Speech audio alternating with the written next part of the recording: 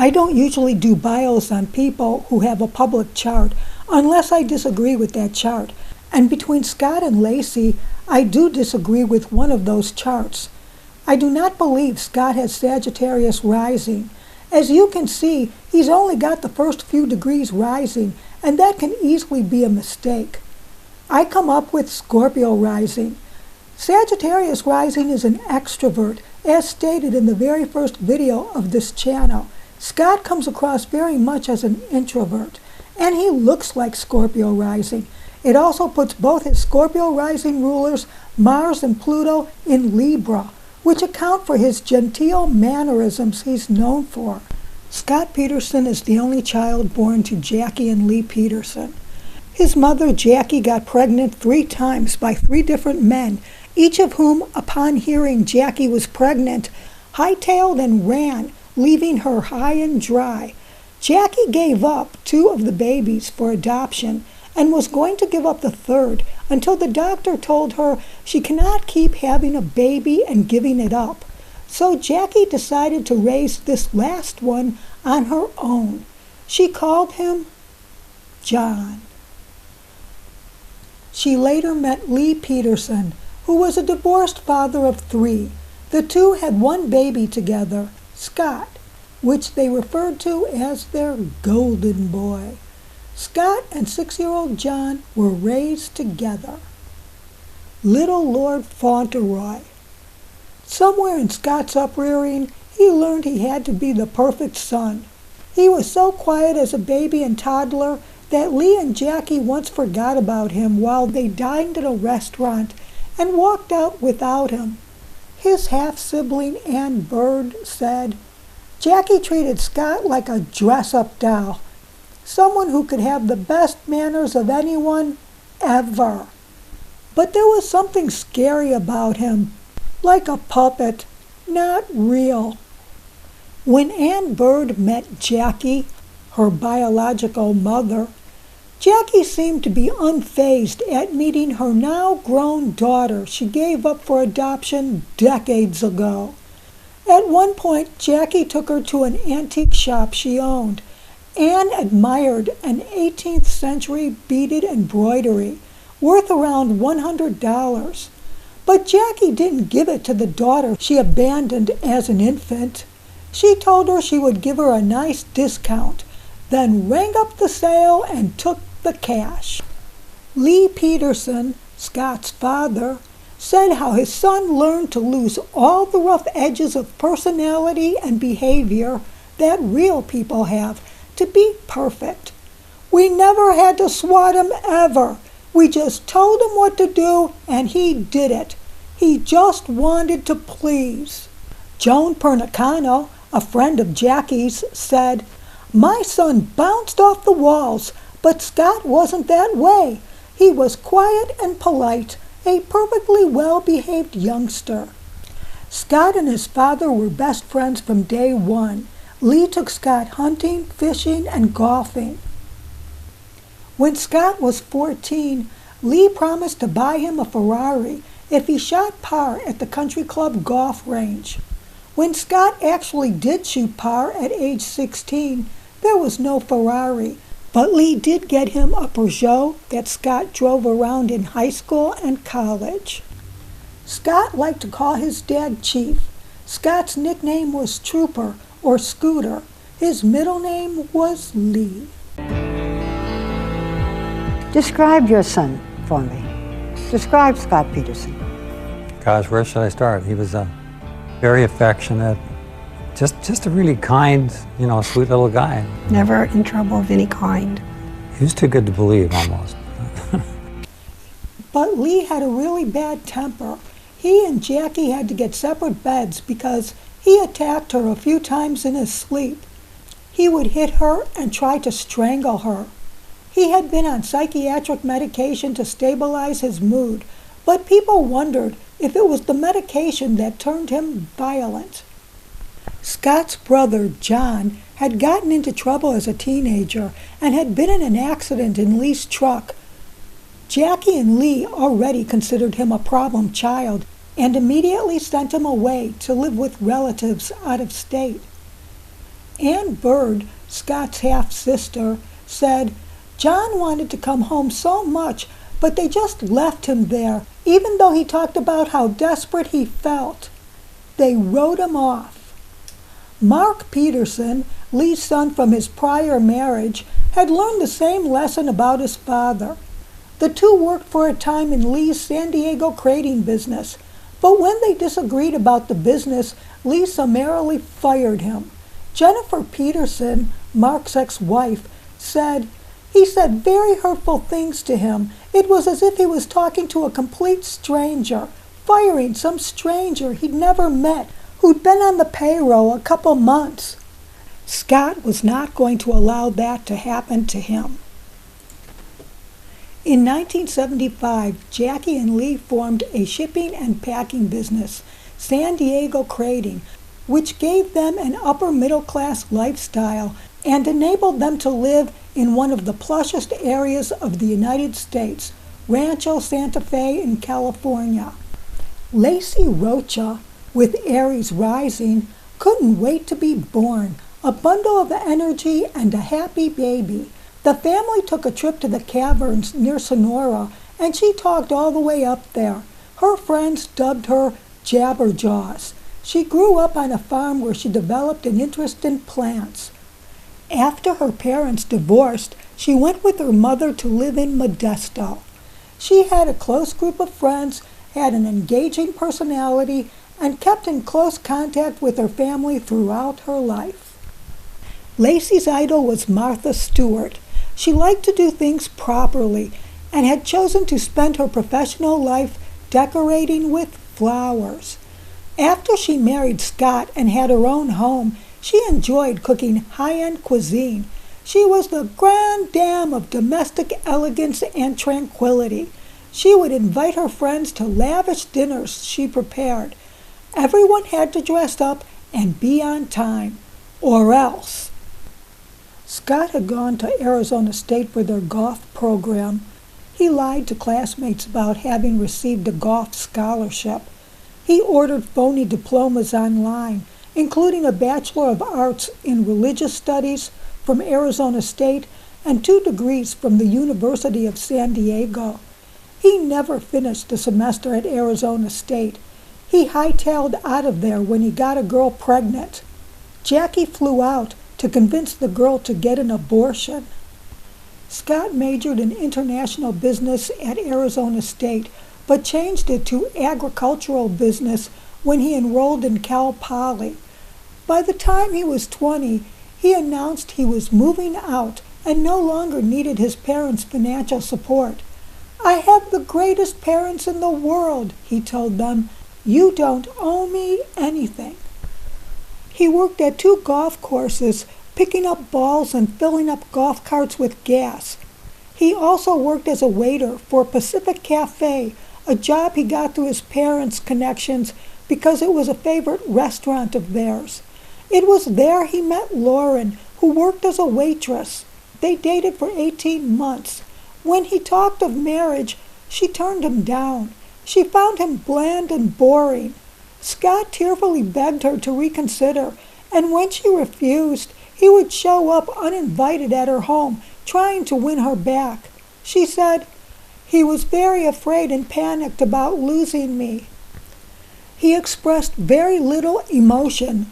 Lauren said, "He was very bland. He didn't laugh or cry like a normal person would." He wasn't spontaneous either. Everything had to be planned. Lauren said, "He strove to be the best man he could be, but it was a little boring after a while. It didn't feel real." Scott essentially had no personality. He mirrored whoever he was speaking with, taking on the interests of that person. Scott went through life as a person imitating a person, constantly following the lead of the other, wearing a facade. With Scorpio rising, his 2 rulers are both in Libra, and by all means, he wanted to be congenial and liked and to please. There was no room for having his own opinion. He avoided conflict and confrontation like the plague, never having a controversial opinion, always agreeable with whomever he was with, Everything was always copacetic with Scott. He robotically put on the act with everyone he met. He was on autopilot. Although they never knew it, most people never really knew where they stood with him, but they always said they liked him. Laci met Scott at the Pacific Cafe one day when meeting up with a friend who worked there as a server. Being a go-getter Aries rising, she left a note that had her phone number with her friend to give to Scott. Laci went home and told her mother she had met the man she wanted to marry. She was confident Scott would call her. When the server gave Scott Laci's note, he briefly looked at it and immediately threw it in the trash. After getting no response from Scott, Laci marched herself back to the cafe, like any man on the prowl, and confronted him herself. As they talked, she asked him why he hadn't called her. He said, "A woman so beautiful, it must be a prank. A woman so far out of his league would never pass him her number." Now that was all straightened out, Laci gave him her phone number again. The reality was, he probably wasn't interested in her. In Laci's chart, notice Jupiter in her first house in Aries. What Laci wants, Laci gets. Sharon Rocha, Laci's mother, preferred to put it, if Laci put her mind to something, look out. Laci was very headstrong. She was born in May. She was a Taurus, and she fit the description to a T. Once she made up her mind, she was going to do it, and that's all there was to it. There was no changing her mind. When Scott introduced Laci to his family, he said, "I hope this is the future Mrs. Peterson." Scott told his family he was immediately smitten with Laci. But Lauren doesn't remember it that way. He was still trying to get me back after he met her. He would come over and cry and be upset. He would bring Laci to the section of the Pacific Cafe where I waitressed. Scott even introduced the two young women. He would use Laci to try to make Lauren jealous. At some point, Laci caught on and became upset. Lauren said she would cry and have to be pulled out of the restroom. She knew from very early on he was a ladies' man. Lauren moved away 2 months later and never saw or spoke to Scott again. What Scott wants in a wife. Number 1, regular sex. Number 2, she works, contributes to the household finances, essentially supports herself. Scott does not want to support a wife. Number 3, no children. Scott does not want to support children. Number 4, a woman who is smitten, enamored, infatuated, hooked, hung up, strung out, head over heels, stone cold in love with him. That way she won't come back 18 months later and say, "Scott, you're bland and boring." Laci is expecting a conventional marriage that would include children, whereas Scott wants a roommate to have sex with and split the bills. They were both deluded. Notice the difference in their height? That's symbolic of the lopsided relationship they had. Scott and Laci were engaged around Christmas 1994. Laci moved into Scott's apartment a year later. On August 9th, 1997, they wed. At the wedding, all was going well until Laci's biological father comes stumbling drunk to his daughter's wedding reception. He and Laci had a strained relationship. As he was being helped to put on his tuxedo, Scott was at the bar having a few drinks and chatting up the waitress, pressuring her for her phone number. He made some sexual comments that the general manager of the resort found inappropriate. None of Scott's 4 half-brothers stood up as his best man. Instead, Scott had chosen someone who hardly knew him, a mere acquaintance. Laci's biological father and Scott both drank to excess, and Scott continued to be a heavy drinker throughout his marriage.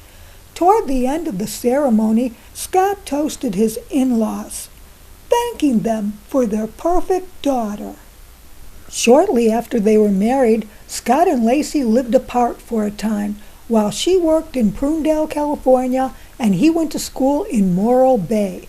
Scott moved in with 3 roommates and began hosting parties and barbecues with his new buddies. During this time, Scott began an affair with Janet Isle, a sophomore at Cal Poly, 6 years his junior. He gave her 3 dozen, 6 dozen, or 12 dozen roses, depending on the source, on their first date and took her to an expensive restaurant. He listened to Janet's every word and laughed at her jokes and professed to have the same tastes in music, the same values about religion and family. Scott mirrored whatever his girlfriends were. Since Janet was a vegetarian, Scott stopped eating meat. He bought her expensive gifts of lingerie and jewelry, went on double dates with her roommate and his roommate, invited her on romantic getaways, talked about moving in with her, and asked to meet her parents. They were dating for 5 months when Janet decided to surprise Scott by dropping in his place late at night. One of his roommates let her in. When she opened the door to Scott's bedroom, she was shocked to see him with another woman and screamed. Scott did not move. He just lay there coolly and stared as Janet lashed out at the 2 of them.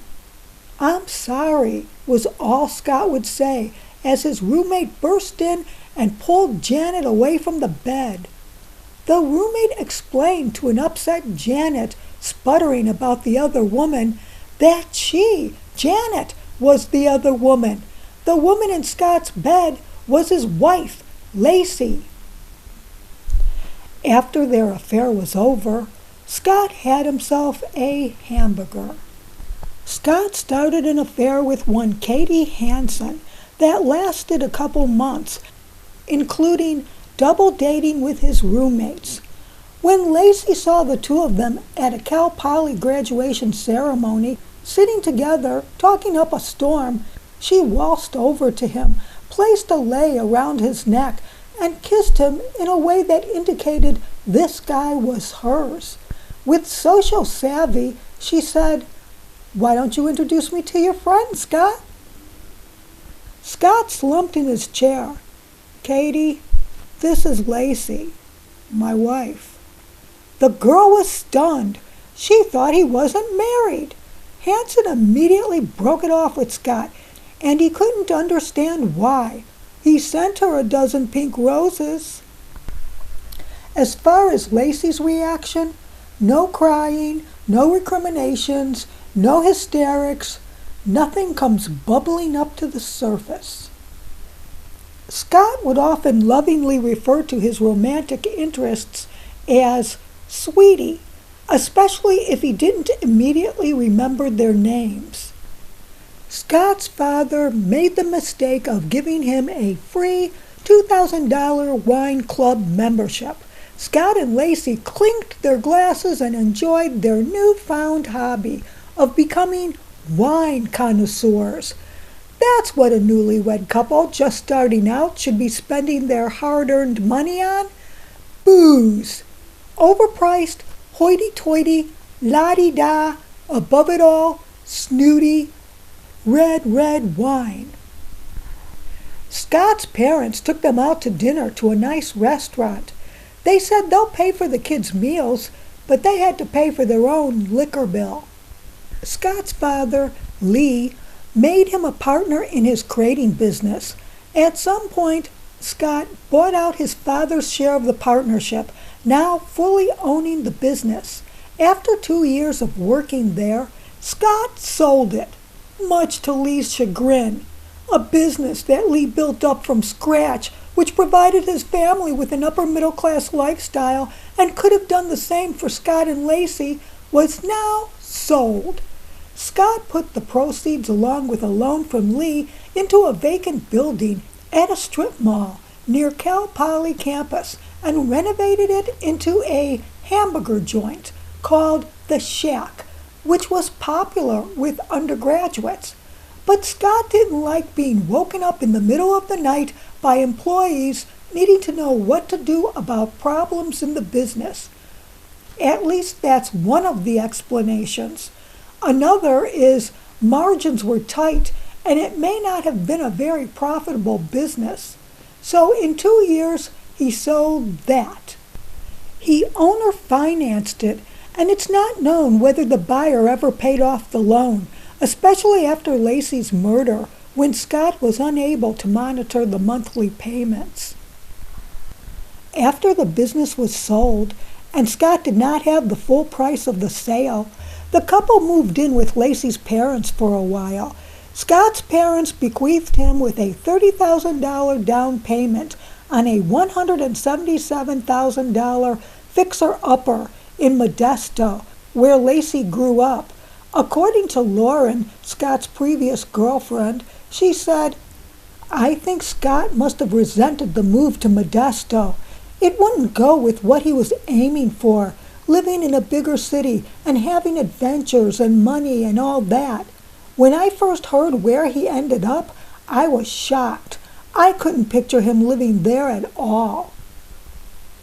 It didn't sit well with his mother, Jackie, either, as the neighborhood was working class, not aristocratic. This coming from somebody from the boondocks.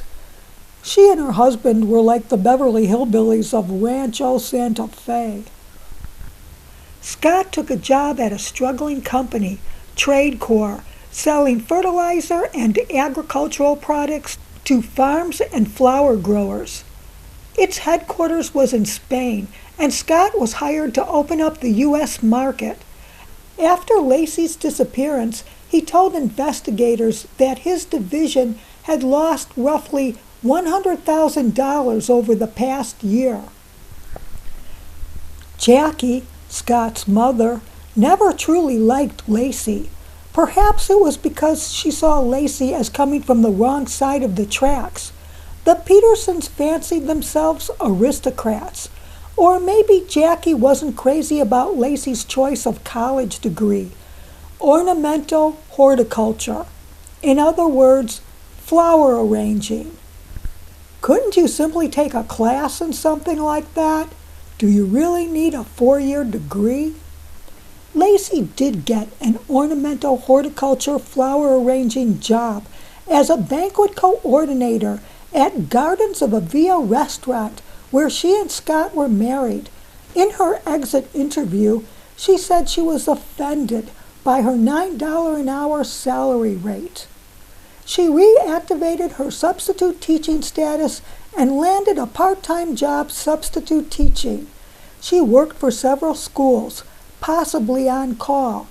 From my experience, substitute teachers don't normally teach. They take roll call and then stare at the class.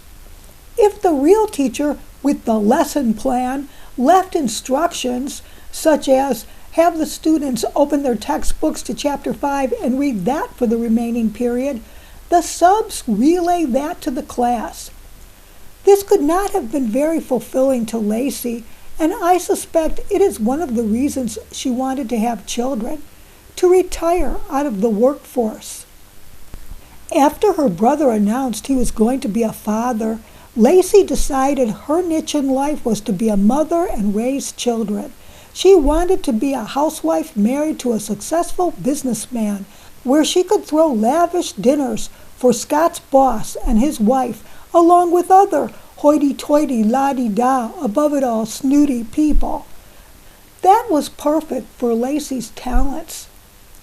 Scott never wanted to have children, but he could never admit it to Laci. He announced his true feelings to all at a party, knowing it would get back to Laci. Laci tearfully called her mother and told her Scott didn't want children. Her mother listened sympathetically, but Laci was bullheaded. What Laci wants, Laci gets. she would find a solution to her problem. It wasn't long before Laci had an announcement of her own. At a social gathering, she bizarrely tells all she's getting off birth control so she could have kids. If you want to tell people you're trying for kids, that's how you put it. Not this brazen, I'm getting off birth control. I'm no longer using condoms. I'm removing my diaphragm. I'm no longer using spermicide. I'm not taking the morning after pill. I'm removing my IUD. I'm getting off the sponge. I'm not observing the rhythm method. This message was really for Scott. She was warning him, you have sex with me at your own risk. So this was Laci's way of giving herself permission to get pregnant, in spite of Scott's wishes. What good is being married if you can't have sex with your wife? So now Laci's going rogue. These two live in the same house, yet they can't face each other to make their wishes known. They have to communicate through an audience where it will eventually get back to the other person. At some point, Laci tells her mother, Scott wants children. Her mother is somewhat incredulous. Are you sure? Her mother wisely told her to make sure Scott is on board, because once it happens, you can't put the baby back. Who knows what brought on this sudden change of heart? Incessantly talking, Laci was known to follow Scott to the bathroom where he would try to get away from her chatter and shut the door. Laci would talk through the bathroom door. Was it activities like this that at some point Scott said, all right, we'll have children. Just let me get some sleep. With Scott back to being the great pretender, he went along with Laci's campaign of getting pregnant, but he told the relative, I was kind of hoping for infertility. Scott may have assumed they couldn't conceive because of a surgery Laci had when she was a child to remove a massive tumor as well as one of her fallopian tubes. The surgeon said she would still be able to have children. Rather than put his foot down on where he stood, Scott went back to humoring Laci while crossing his fingers behind his back. Laci studied everything she could about getting pregnant, and she would call Scott when it was an optimum time during ovulation to conceive. If he could, he would accommodate her, dropping everything and rushing home to take care of business. They had been trying for 2 years. They were even discussing having fertility tests done when by June, Laci joyfully announced she was pregnant. Scott robotically gave the expected response, pretending to be glad upon hearing the news, but it wouldn't be long before he would be showing his true colors. Laci cried to her mother that Scott didn't want to have anything to do with the baby because he refused to touch her stomach to feel the baby kick. But that didn't stop Laci from making her wish list for the following year, in which she wanted a brand new car, a bigger house, because she planned on having more children. And no one doubted she would get it all. She was quite vivacious, but according to her sister, also bossy and eager to climb the social ladder. People have described Laci as headstrong, wearing the pants in the family, interrupting Scott when he was speaking, and directing him to take out the garbage in front of company. And he dutifully complied, prompting one guest to say, I wish Scott Peterson was my husband. By August, unbeknownst to Laci, Scott was living like a single man. He was actively dating women to replace Laci. He was looking for a wife with one more criteria to his list of spousal requirements. He wanted a single mother with a child. That way she wouldn't be on his back to have a child with him. Also, in a divorce, he would not be responsible for child support, as that was the biological parent's problem, and he would never adopt the child. In the meantime, Laci was looking to move away from Modesto, as apparently it was too low rent, even though they were barely making it there. Laci contacted a realtor about finding a home in the $400,000 to $600,000 range in San Luis Obispo. For months, Scott was having no luck in his pursuit of a new wife. He told one woman he was tired of one-night stands and was looking for someone he could spend the rest of his life with. He was sick of bimbos and wanted to be with someone intelligent. She thought he would be a good match for her friend Amber, and after clearing it with her, she gave Scott Amber's number. He waited a few weeks before calling her and then invited her to dinner. In the meantime, Laci decided she wanted to be a stay-at-home mother, so she promptly quit her job. What Laci wants, Laci gets. She gave no thought to the fact that Scott would now be supporting the entire family on his sole paycheck, as Laci was no longer contributing. They were barely keeping their heads above water, living from paycheck to paycheck.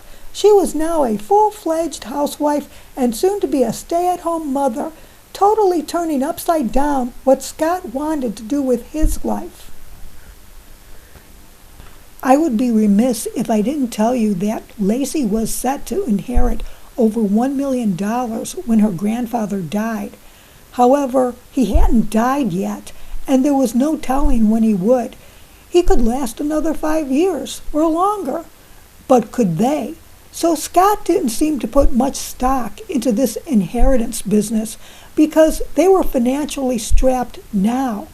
What may have brought on this optimism by Laci was that her grandmother had died that year. Her grandfather was then put in a care facility, so she may have figured her grandfather wasn't far behind. Monthly expenses. Here's a summary of the Peterson monthly expenses. $1,250 for their mortgage, $650 truck payment, $750 credit card payment, $500 home improvement payment, $600 food bill, $390 country club payment, $300 retirement installment, $240 life insurance bill, $150 utilities, $50 cell phone bill. Scott's salary went from $60,000 to $66,000 a year. Laci brought in something over $6,000 a year from her job. The Petersons' monthly outlay totaled at least $4,880, just $200 short of Scott's salary. Their savings account hovered around $2,000. The couple was spending almost everything they brought in. Their accumulated savings left little to pay for a new infant. An auditor who testified for the prosecution said Scott had $23,000 of debt on credit cards alone. Scott's father forked over $23,000 to pay for a country club membership so Scott could play golf. Scott had to pay a $390 monthly membership fee. When detectives were investigating the house, they found a demand for payment and collections letters for a pool installation in the backyard. Scott's father had fronted him the money to get the project going, but Scott was responsible for the rest of the bill. On their first date, Scott and Amber met at a bar and then returned to Scott's hotel so he could shower and change. He put on a blue shirt and black pants to match Amber's blue top and black skirt. He and Laci had done the same thing of wearing matching outfits at his sister Ann Bird's wedding. He seemed to be really taken with Amber. The first thing he told her when they started dating was that he was going to have a vasectomy. Aries rising Amber was taken aback. She would have liked to have a child with Scott, but if that's what he wanted, there was nothing she could do about it. As they were getting serious, Scott told her he would raise her child as his own.